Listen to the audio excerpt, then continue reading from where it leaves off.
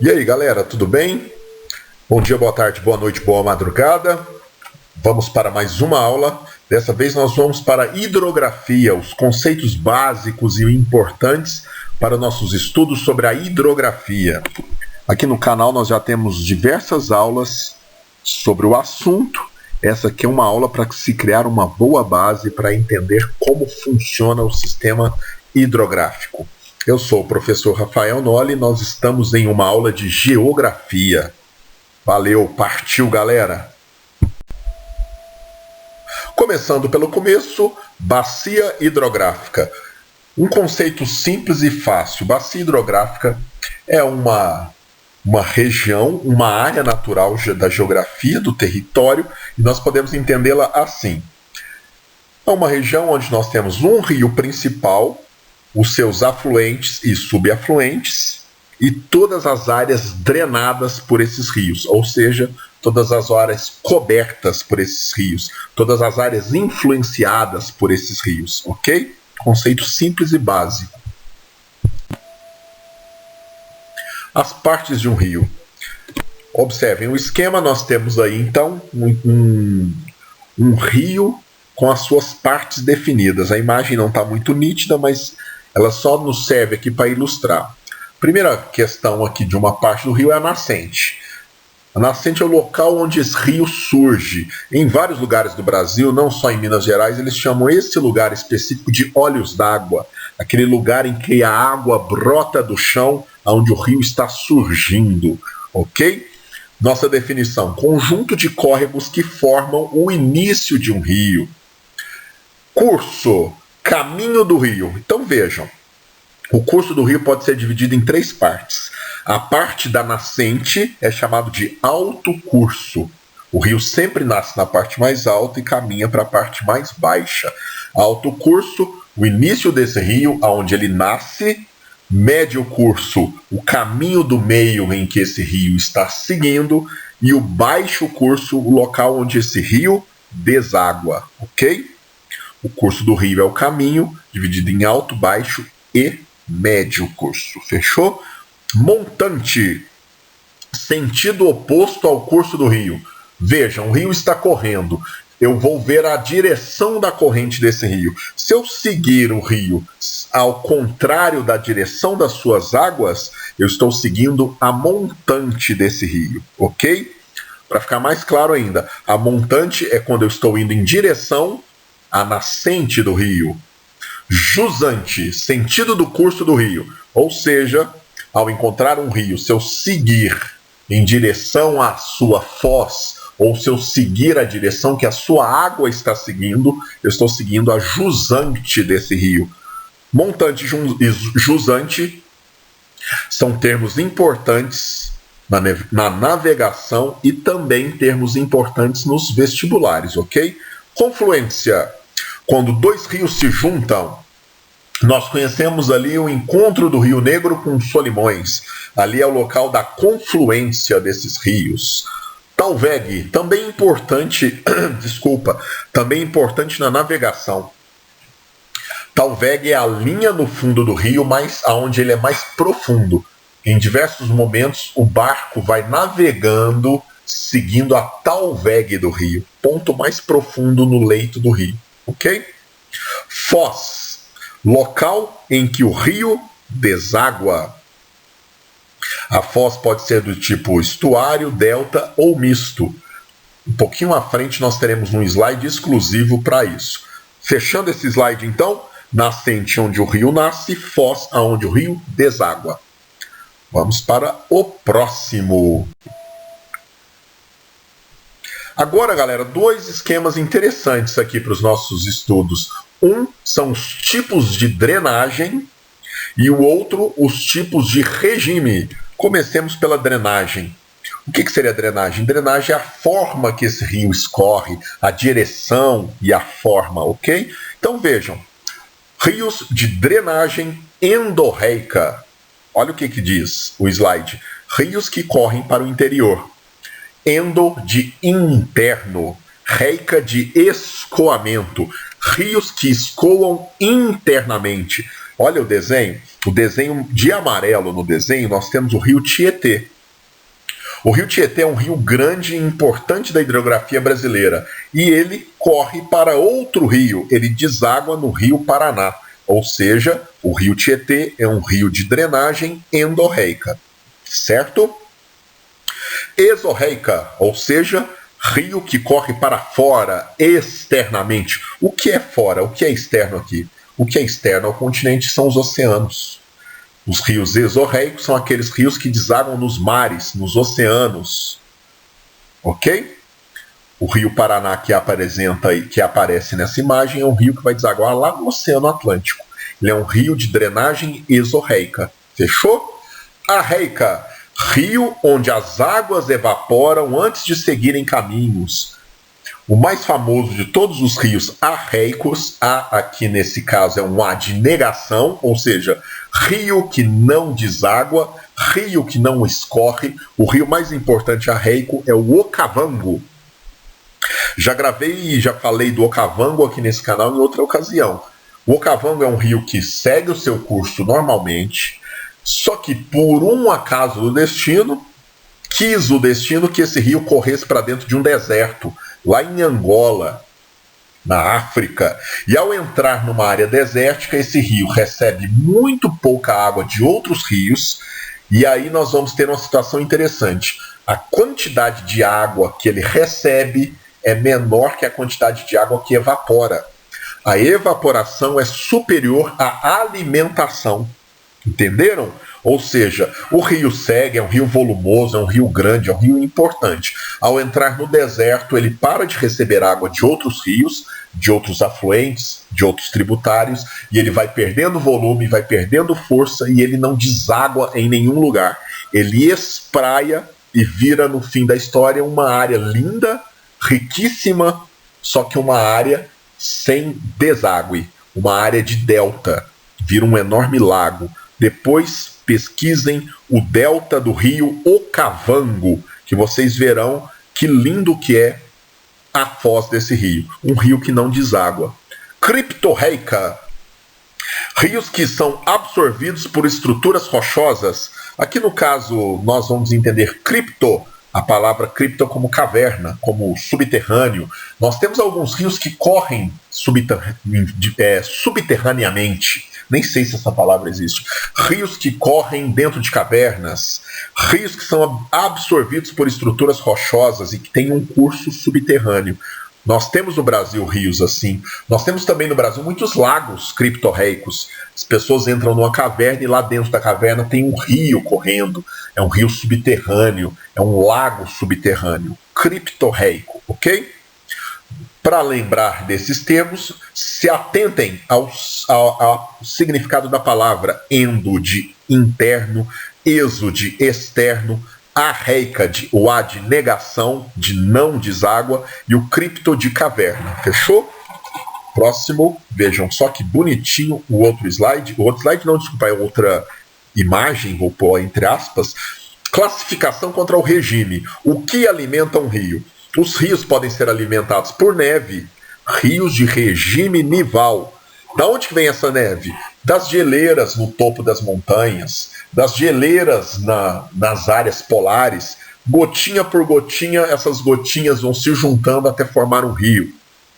No Brasil, nós temos um rio que inicialmente é alimentado por água de neve, que é o rio Amazonas. Ele nasce lá no alto da Cordilheira dos Andes, no Nevado Mismi, no Peru, a 5.000 metros de altura, e durante um longo percurso, a única alimentação do rio Amazonas é, vejam só que interessante, água de neve, degelo de montanha. Pluvial, rios que são alimentados pela água da chuva. Praticamente todos os rios brasileiros são pluviais, da mesma forma que praticamente todos os rios brasileiros são endorreicos. Pluvial, chove, a água da chuva infiltra no solo, é reservada no lençol freático, é reservada nos grandes aquíferos e ao atingir o ponto de saturação, essa água reservada no solo surge nas nascentes e nos olhos d'água. Quase todos os rios brasileiros dependem das chuvas, ou seja, a nossa hidrografia tem uma forte ligação com o clima tropical. Muita chuva concentrada em uma época do ano e poucas chuvas. Durante o período de chuvas, os nossos rios ficam caudalosos, cheios. Quando seca, quando para de chover ou diminuem as chuvas, os nossos rios perdem volume. Motivo? Nós vivemos num país tropical, onde os rios são de regime pluvial. Fechou? Misto Amazonas. Ó. O Amazonas tem um longo trecho alimentado por neve e o restante dos seus milhares de quilômetros alimentado exclusivamente por água da chuva infiltrada no solo. Ok? Passemos para o próximo. Vejam só, como eu disse alguns slides ali atrás, nós teríamos um slide exclusivo para os tipos de foz. Foz, dois tipos. De um lado aqui na primeira imagem, a imagem que está à direita, nós temos a foz do tipo delta. Ao seu lado, a foz do tipo estuário. Simples, galera, vejam só. Delta são locais, foz são locais onde o rio deságua. As áreas localizadas no baixo curso do rio. O delta, ou a foz do tipo delta, ela é caracterizada por ter grandes ilhas formadas pelo material que o rio está transportando. Os rios vão transportando material. Esse material em partículas, a partir da erosão, né, o rio vai escavando o leito, vai transportando material que vai caindo nele, o material, por exemplo, a terra, né, a areia, as rochas que ele vai escavando, e esse material vai acumulando. Chegando lá no mar, o mar cria uma resistência, e essa resistência faz com que esse material vai acumulando, e ao longo dos milhares de anos vão formando ilhas em formato de delta. Essas deltas são formadas, então, para ficar um termo mais apropriado para a nossa aula de geografia, formando com material com aluvião, ou seja, material escavado e transportado pelo rio. São deltas ou ilhas de aluvião. No Brasil, a maior parte dos rios brasileiros não são de foz delta. Olha que interessante. A maior parte dos rios brasileiros são do tipo estuário. O que isso quer dizer? O rio deságua no mar livremente. O material que ele transporta, ele consegue jogar dentro do mar e ele é disperso nos oceanos. No Brasil nós temos um delta importante, o delta do Parnaíba, lá no Nordeste. Lugar lindo. Deltas são lugares importantes para desenvolvimento de vida marinha, local de desova de diversos animais, peixes, tartarugas, etc, etc. No Brasil predominam então os rios do tipo estuário. Eu escolhi para ilustrar aqui ao lado o delta do Rio Nilo. Olhem só, observando do espaço sideral, nós estamos vendo de verde o caminho que o rio Nilo faz até se aproximar do oceano, do mar lá em cima, estão vendo? E lá no mar, o rio Nilo deságua, formando um enorme delta. Esse triângulo verde lá no oceano, lá em cima, esse triângulo verde são áreas onde o rio Nilo espraia, criando diversos canais, e é uma região riquíssima de fauna, etc. e tal, uma área muito bonita, muito importante, e é o delta mais famoso de todos, o delta do rio Nilo. Fechou? Simples essa parte. Partimos para o próximo slide. Agora chegamos num momento interessante, nós vamos ver os tipos de mares. Existem 3 tipos de mar. Nós temos um esqueminha aí fácil de entender, o mar fechado. Mares fechados são, no fim da história, lagos, quase sempre, né, grandes lagos, e esses lagos de água salgada são chamados de mar. Eu não vou dar exemplos aqui, tá, galera? O próximo slide eu peguei uma imagem bacaninha onde nós conseguimos ver os exemplos. Aqui a gente vai entender o conceito. Primeiro tipo de mar, o mar fechado, que nada mais é do que um lago grande, salgado. O mar interior, que às vezes também pode ser chamado de mar Mediterrâneo. A diferença dele é muito simples. Ele é um mar que tem uma pequena ligação com o oceano. E, por fim, o mar aberto, que é uma parte do oceano que não tem nada que impede, que diferencia ele do oceano, a não ser a profundidade, a salinidade e a temperatura, ok? Então nós temos 3 tipos de mar: o mar fechado, o mar interior e o mar aberto. Vamos para o próximo slide, onde veremos exemplos para isso aqui ficar claro, claro, claro. Então aí nós vamos para os exemplos. Localizem, por favor, o Mar Cáspio no mapa. O Mar Cáspio é uma das fronteiras entre Europa e Ásia, faz essa fronteira. O Mar Cáspio ele é isolado, ele é fechado, ele não tem ligação com os oceanos. Mar fechado. Próximo a ele, próximo aqui no mapa, né? Na realidade mesmo, é uma distância significativa entre os dois. No mapa vocês vão localizar o Mar Negro, próximo a ele o Mar Negro. O Mar Negro também é isolado, fechado, um lago gigante. Agora, uma questão importante para linkarmos. Um dos rios que deságua no Mar Negro é o Rio Jordão, que tem sua nascente lá nas colinas de Golã, em Israel. O Rio Jordão é um rio considerado endorreico, porque ele não tem uma drenagem externa. As águas dele são despejadas no Mar Negro, certo? Então esses são os dois exemplos que nós temos aqui nessa imagem de mares isolados ou fechados. Vamos para os mares interiores. Mar Mediterrâneo. O Mar Mediterrâneo ele tem uma ligação com o Oceano Atlântico. Essa ligação é o Estreito de Gibraltar, que faz a separação lá entre Marrocos e Espanha. A diferença, então, do Mar Mediterrâneo para o Mar Cáspio e o Mar Negro é simples. O Mar Mediterrâneo tem uma ligação com o oceano. É uma ligação estreita. O nome até olha estreita, Estreito de Gibraltar. O Mar Vermelho também é um mar interior. Ele tem uma ligação com o Oceano Índico. Essa ligação é o Estreito de Hormuz, ok? E por fim, nós temos o Mar Aberto, que é o Mar das Antilhas aqui como exemplo. São muitos, né? O Mar do Norte na Inglaterra, o Mar da China, o Mar Amarelo. Lá em cima, na Rússia, nós temos diversos mares. São muitos. Aqui nós vamos seguir de exemplo só o Mar das Antilhas. O que ele tem? Ele é uma extensão do Oceano Atlântico. Notem, a diferença é que nesse cantinho próximo à América Central há uma diferença de profundidade, de salinidade, de temperatura, que faz com que ali seja um mar. Beleza? Mar aberto.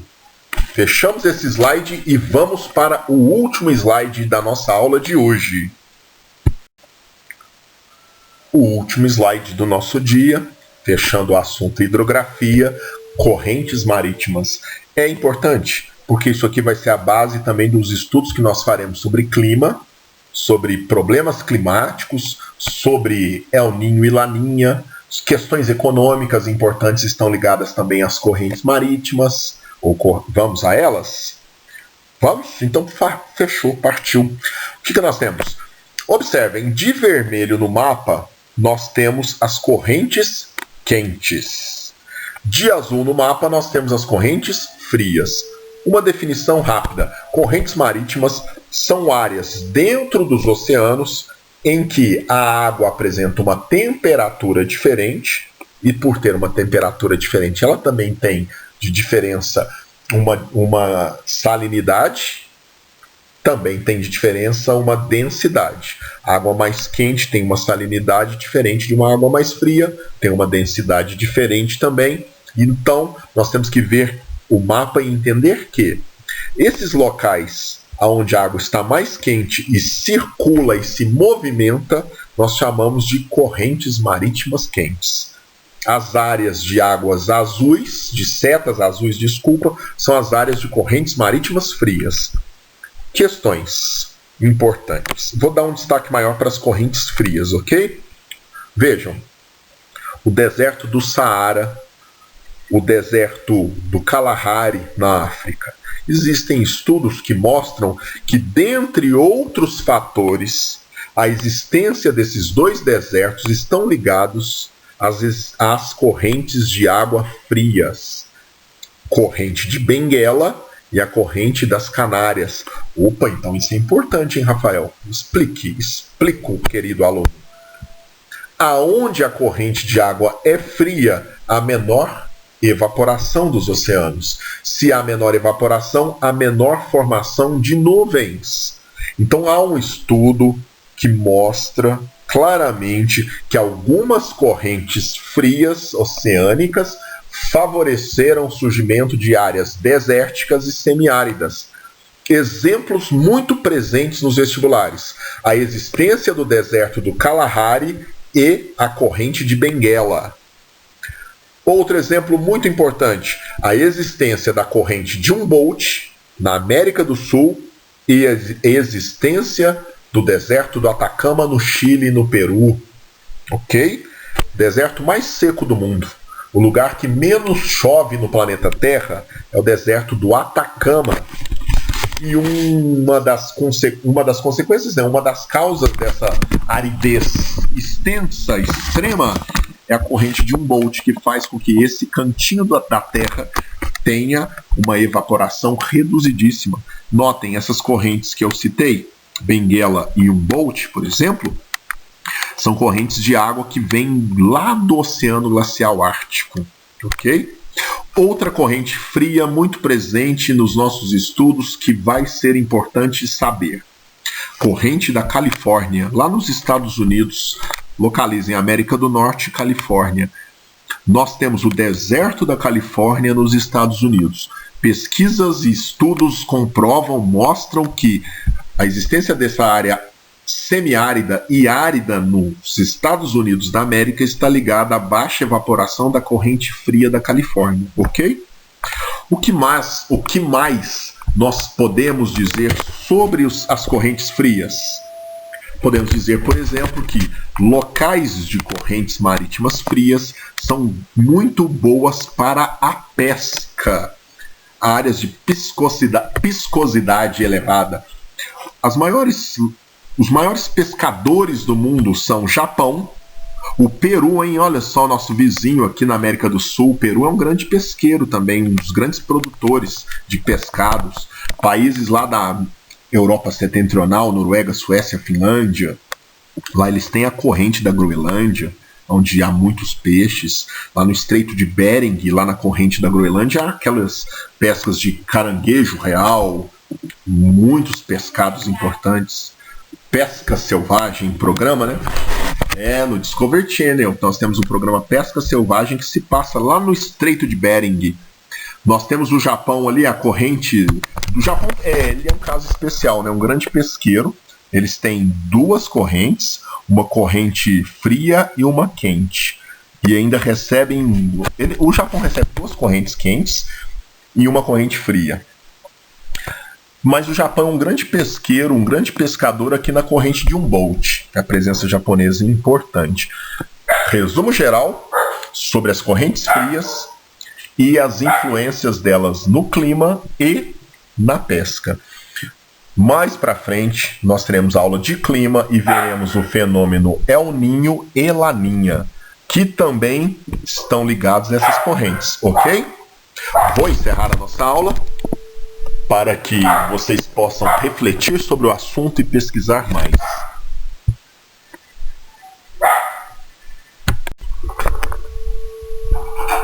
Então é isso, galera. Fechamos a nossa aula sobre hidrografia básica, conceitos básicos. Espero que vocês tenham gostado. Deixem aí os seus comentários para que eu possa esclarecer as possíveis dúvidas. Foi um prazer falar com vocês. Até a próxima. Valeu, galera!